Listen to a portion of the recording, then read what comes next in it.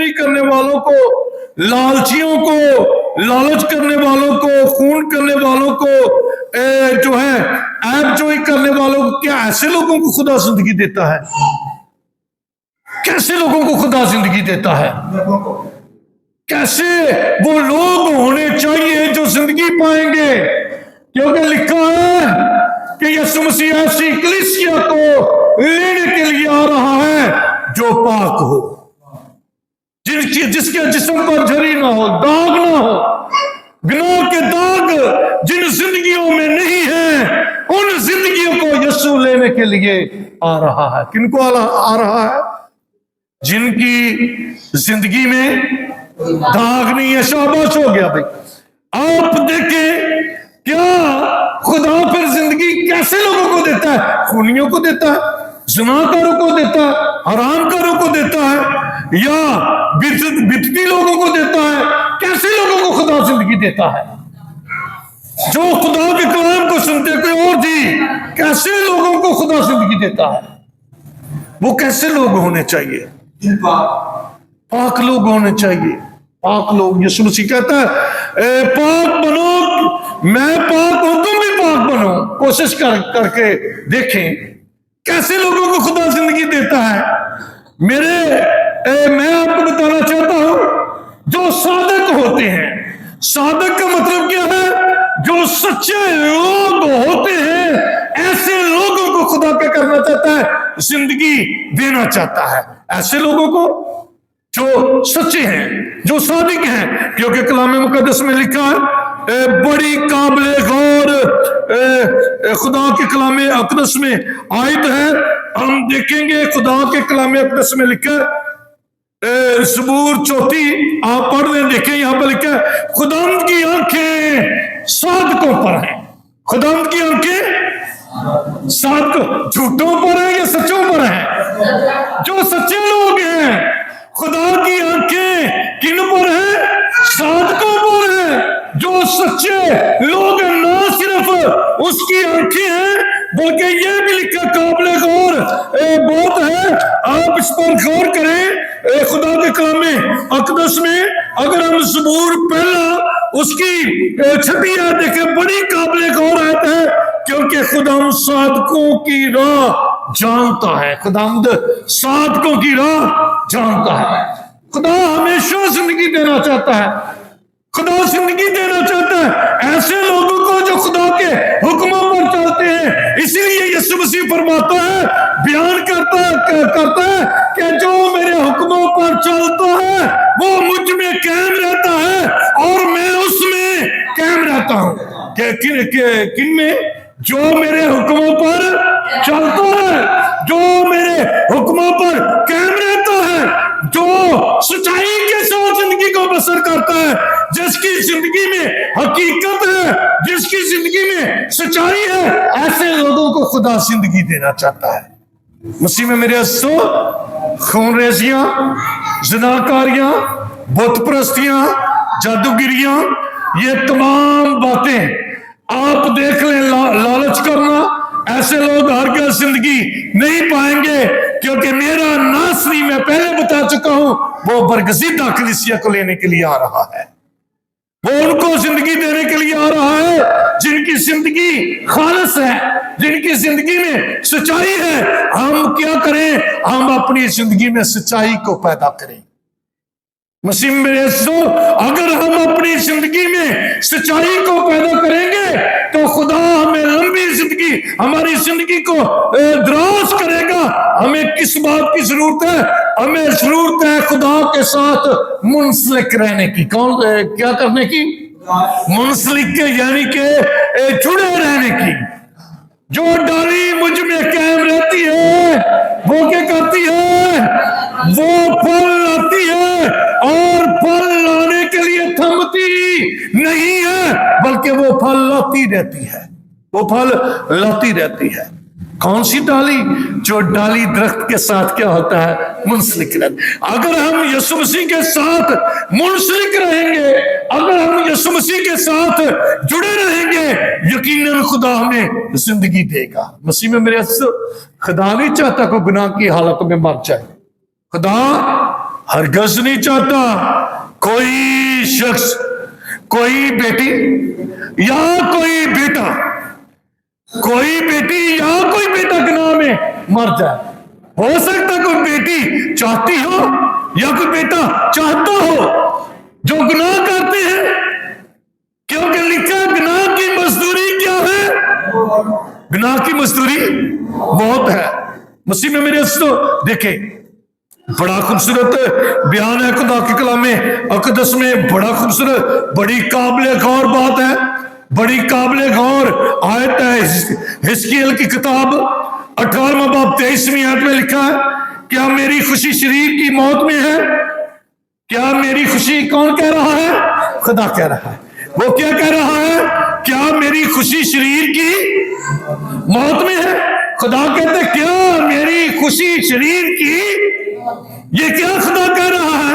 خدا سوال کر رہا ہے، خدا یہ سوال کرتا اپنے آپ سے، وہ کہتا کیا میری خوشی انسان کی موت میں ہے؟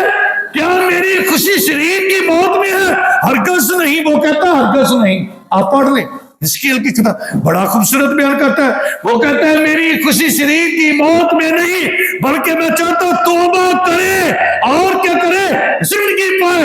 اس لیے پولس رسول، آپ دیکھ لیں رسولوں کے مال میں خدا کا بندہ مقدس لوکا لکھتا ہے، وہ کہتا ہے آپ تیسری آیت 19ویں، تیسرا باب 19ویں آیت میں رسولوں کے مال وہاں پر لکھا ہے، توبہ کرو رجوع لاؤ۔ کیا کرو؟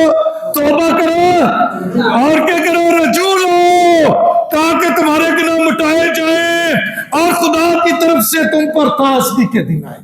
خدا میں موت کے دن نہیں دینا چاہتا، تازگی خدا تو چاہتا ہم توبہ کریں، ہم اپنی زندگی کو تبدیل کر کے خدا کی طرف آ جائیں۔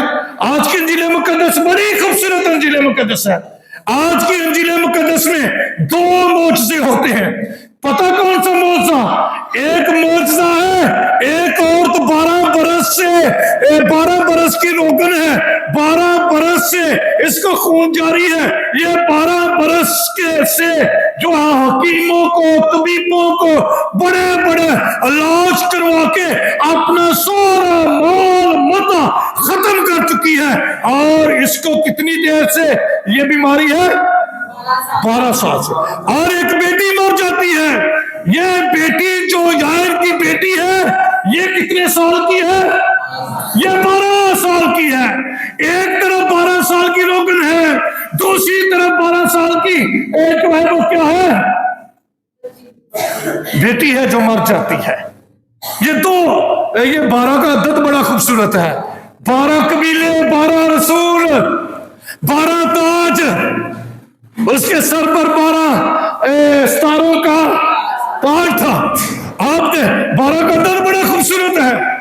یہاں پر آپ دیکھیں ایک ایسی عورت ہے جو 12 برس سے بیمار ہے، جو بالکل ہمت ہار چکی ہے، جس کو اب اس بات کو نہیں جانتی، یہ بالکل نا امید ہو چکی ہے، لیکن پتہ نہیں اس کا ایمان کیسے مضبوط ہو گیا۔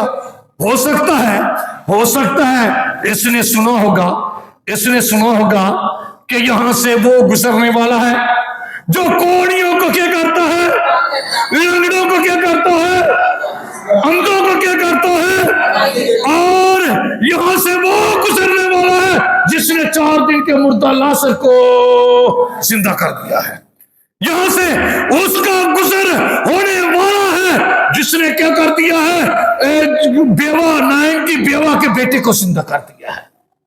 یہاں سے اس شخص کا گزر ہونے والا ہے جس نے کوڑی عورت کو ہاتھ رکھ کر کیا کیا ہے، کبڑی عورت کو شفا دے دی ہے۔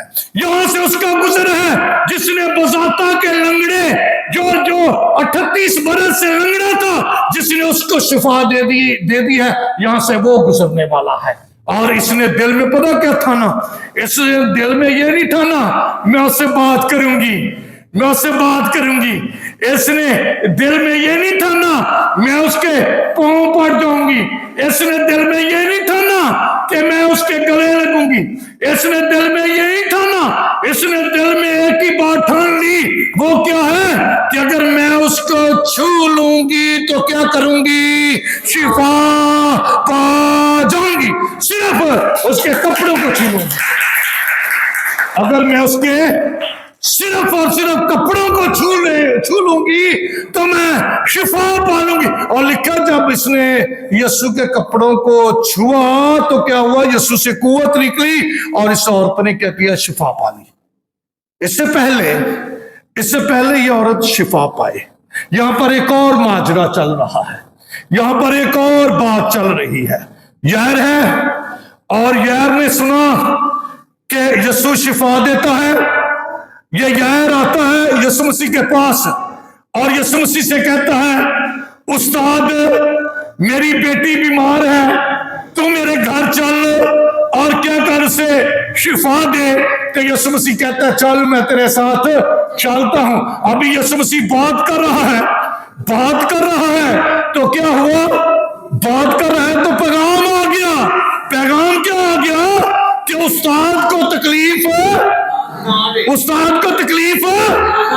تیری بیٹی. اور لوگ کہتے ہوں گے اس وقت یار کو کہ چل اپنی بیٹی دا کفن تے دفن کر, تیاری کر, جنازے کی کیا کر تیاری کر. اب استاد کی کوئی ضرورت نہیں ہے. اب آپ دیکھیں یسوع مسیح درمیان میں کھڑا ہے, یار سامنے کھڑا ہے اور یار کے آس پاس لوگ کھڑے ہیں. آپ دیکھیں یار دنیا داری کی پرواہ نہیں کرتا, یار دنیا داری کو نہیں دیکھتا. ہم کیا کرتے ہیں؟ ہم اکثر دنیا داری کی طرف لگ جاتے ہیں. چلو جی اتنے بابا ہے گیا, اتنے چلو بڑی شفا دیتا ہے. اور تو جی دم کرا لو تو تاگا کرا لو, وہاں سے بڑی شفا ہوتی ہے. ہم دنیا داری کو دیکھنا شروع کر دیتے ہیں. لیکن دیکھیں یار کو لوگ جو ہیں وہ کہتے ہوں گے چل, لیکن یار اس بات کو ماننے کے لیے تیار ہی نہیں ہے کہ میری بیٹی مر گئی ہے. وہ تو بیمار چھوڑ کے آیا ہے. وہ صرف سامنے جو ہے صرف ایک بات کو دیکھ رہا ہے کہ میرے سامنے زندگی کھڑی ہے, میرے سامنے یسوع کھڑا ہے جو زندگی کا منبع ہے, جو میری بیٹی کو زندگی دے سکتا ہے.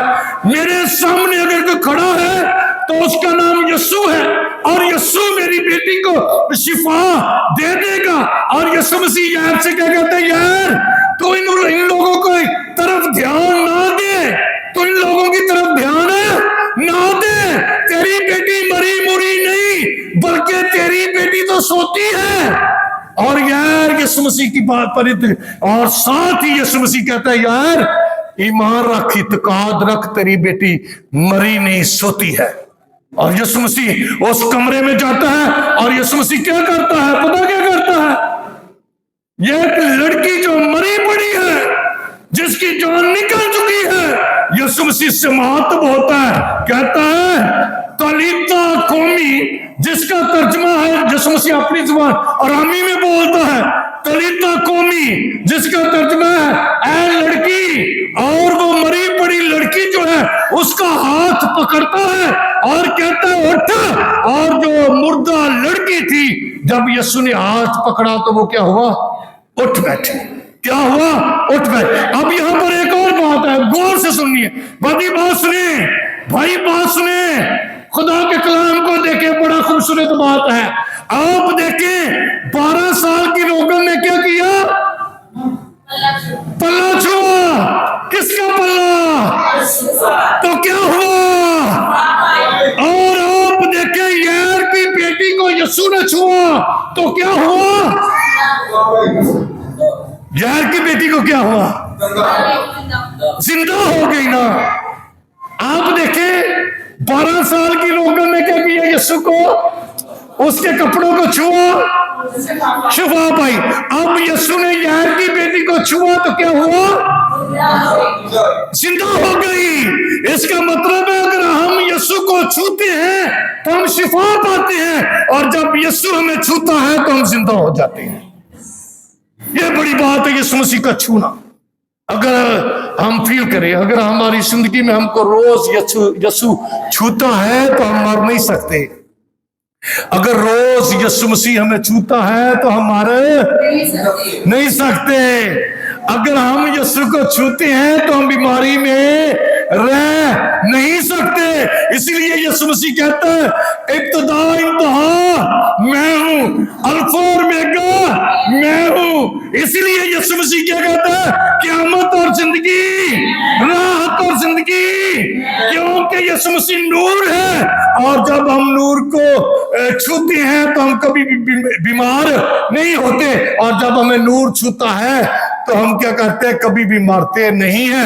यही बात यीशु मसीह ने मार्था से कही, मार्था तेरा भाई जी उठेगा। और मार्था कहती है मैं जानती हूं क़यामत में जी उठेगा।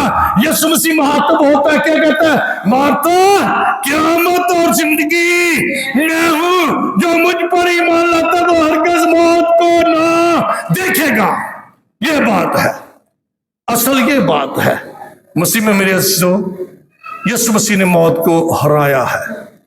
अगर मौत को हराया है तब ही वो मौत की आंखों में आंखें डालता है।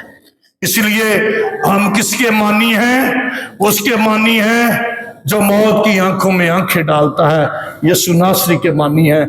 और यीशु नासरी को छुओगे तंदुरुस्त रहोगे, और यीशु आप लोगों को छुएगा तो आप कभी भी मौत को नहीं देखोगे, बल्कि यीशु कहेगा ऐ बेटी उठ, ऐ मेरे बेटे उठ।